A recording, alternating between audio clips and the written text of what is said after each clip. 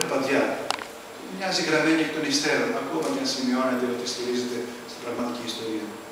Έστω και έτσι, η ευτυχής κατάληξη μοιάζει ενέλπιστη, δώρο της χάρης.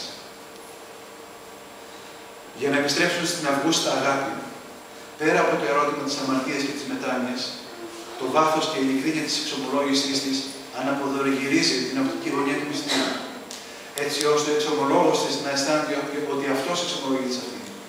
Η δική του πνευματικότητα ασχετείται από την πράξη, όταν καταλαβαίνει ότι η δική του αμαρτία ήταν να έχει μέτριες απαιτήσεις και προσδοκίες από το μυστήριο της εξομολόγησης.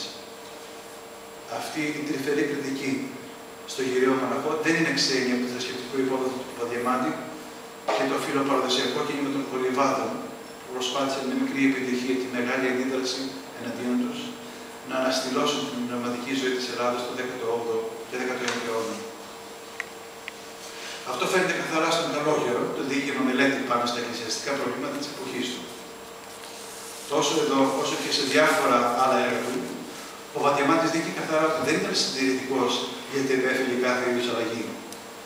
Δεν θα ήταν ακριβές να τον βλέπαμε σαν πρόθυμο των παλαιομερολογητών ή του ενστίνκτου που αντιδρά αυτόματα σε κάθε καινούριο ή εκ της εσπερίας προερχόμενων, αν και πρέπει να παραδεχτούμε ότι το κίνημα των παλαιομερολογητών στις απαρχές του ήταν μια αντίδραση στην εκοσμίκευση της Εκκλησίας μετά τις καταστροφικές μεταρρυθμίσεις του Όθωνα.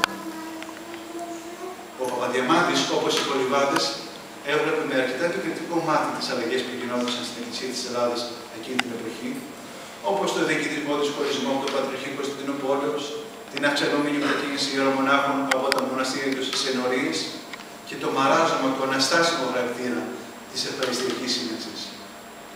Αυτά τα σχολίαζε και τα επέκρινε όχι ως νεωτερισμούς, αλλά λόγω των σοβαρών επιπτώσεών τους στην εκκλησιαστική ζωή. Τα ίδια προβλήματα παραμένουν και συζητιούνται μέχρι σήμερα. Όπως τονίζει ο Λορεντζάτος, πολλοί από αυτούς που υμνούν τον Παπαδιαμάντη για το εκκλησιαστικό του ήθος δεν συμμερίζονται το ίδιο ήθος. Όπως και αν έχει, είναι θετικό πως παρά τα χρόνια που έχουν περάσει από τότε, οι φωνές όσων ζητούν τη διόρθωση κάποιων από αυτά τα προβλήματα, βέβαια μερικές μάχες, όπως η μάχη για τα κόλυβα, έχει χαθεί ίσως ανεπανόρθωτα, αυξάνονται σταθερά. Η γενιά των θεολόγων και των λαϊκών τα τελευταία 40 χρόνια χρωστάει πολλά στην πραγματικότητα.